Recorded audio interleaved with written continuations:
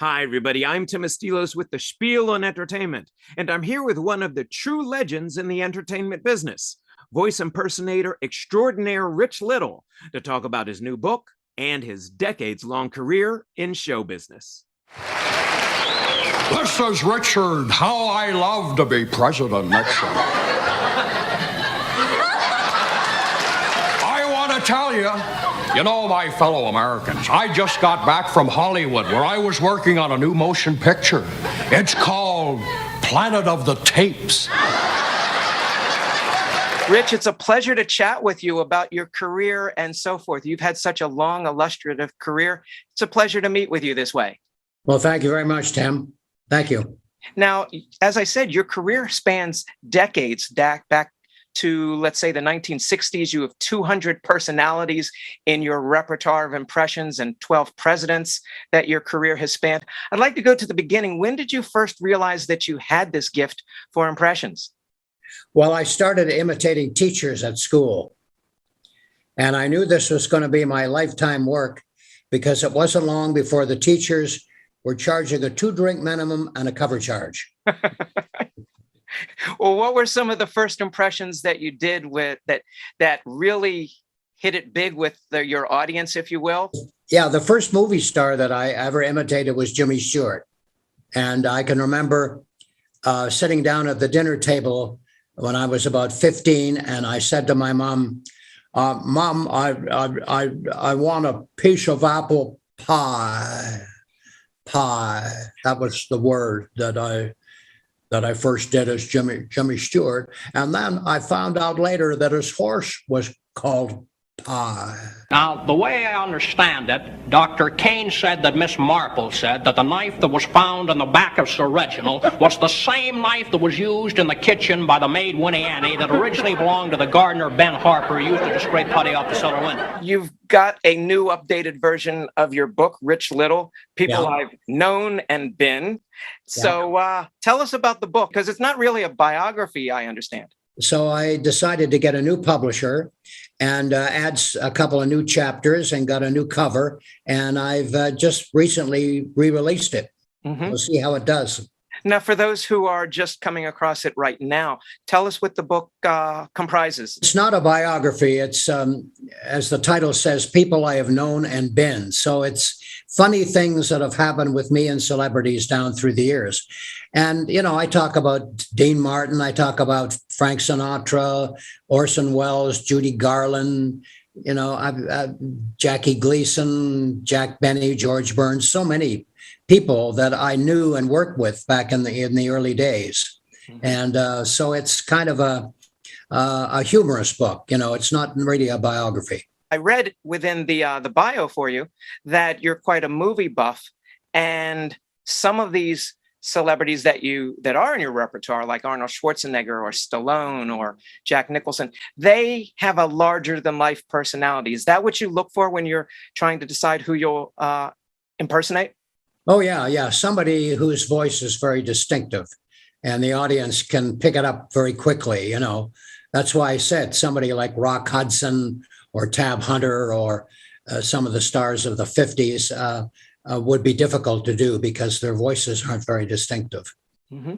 Well, what makes an Arnold Schwarzenegger stand out, if you will? Arnold Schwarzenegger. Well, of course, it's his accent, and he's larger than life, and everybody knows who he is. So he's a good subject to do. Here's a few things that bother me. Why do they sterilize needles for lethal injection? One of my favorite impressions of you that you do is Johnny Carson. And you were on The Tonight Show quite a few times, weren't you? Yeah, I was on The Tonight Show, my gosh, 40, 50 times. And I hosted the show 24 times, and those were great days for me, to appear on The Tonight Show was great because everybody watched it, and that did a lot for me. I would think in my career, probably The Tonight Show, the Dean Martin roasts, and Hollywood Squares were probably my 3 most important shows that I ever did. going back to Carson, and by the way, you would do me a wonderful favor by including a little bit of Carson in your answer, is Johnny seemed to enjoy having you on there, but I understand that eventually something happened. I'll leave it to you to relate that. Yeah, after appearing on The Tonight Show so many times and then hosting it, I became a no book on the show.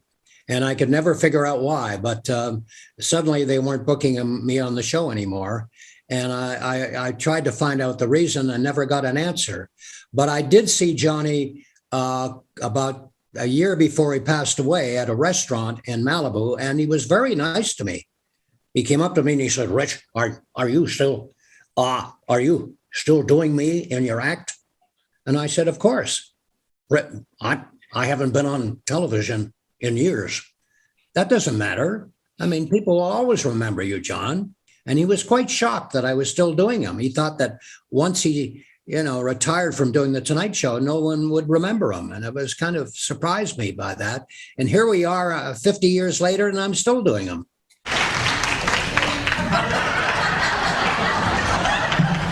I know you love me tonight, but will you respect me in the morning? Now, I told you that your Carson impression is my favorite of your vast repertoire. Who's your favorite, or who are among the favorites that you enjoy doing? Well, I still enjoy doing Ronald Reagan. And I remember one time that President Reagan said to me, he said, "Rich, you do me better than I do. As a matter of fact, you do me so good that I was thinking when I pass away, I think they should bury you." Before I start speaking tonight, I would like to say something. I am delighted to be here. But then at my age, hell, I'm delighted to be anywhere. How about Nixon? Because how did your impression of him go over? He didn't seem like the kind of guy that had much of a sense of humor, if you will. No, he didn't have a sense of humor at all, But he was kind of stiff, and I once did him in front of him down in San Clemente. I was invited to a party down there, and I ended up doing my impression of Nixon in front of him. And as I'm doing him, he turned to his wife, Pat, and said, "Why is this young man speaking in this strange voice?" And, how do you go through the process of coming up with all of these impressions? Clearly, you've got a great instrument with your voice. With 200 celebrities, it's such a vast repertoire. What process do you go through in your head to switch from Schwarzenegger to Stallone to Reagan to whomever? Yeah, well, I've always been one to do them quickly. A lot of impersonators like Frank Gorshin and George Kirby and people back in the early days would turn around and then distort their face and fix their hair and then turn back and do the impression. Yeah. But I was one that did them quickly. I wanted to go from one voice to another. I would do George Burns 1 second, and then I would do John Wayne, and then I'd do Jack Nicholson, and then Jimmy Stewart, and then Dean Martin, and then Johnny Carson. Well, I want to thank you for this interview and also entertaining us throughout the years and going forward too. It's a really specialized craft that you are the best at in terms of entertainment. And I want to thank you for my childhood growing up listening to you do all of these, as well as, entertaining the current crowd. Well, thank you, Tim. I enjoyed talking to you. Yeah. So once again, we've been talking with Rich Little about his career. And also we've got to do the plug for the book, People I've Known and Been, 200 of them, including 12 presidents going forward. Rich Little, thank you so very much. Thank you, Tim. Thank you. I know that you know that I know that you know. And if you knew that I knew that, then we both would know if we knew it.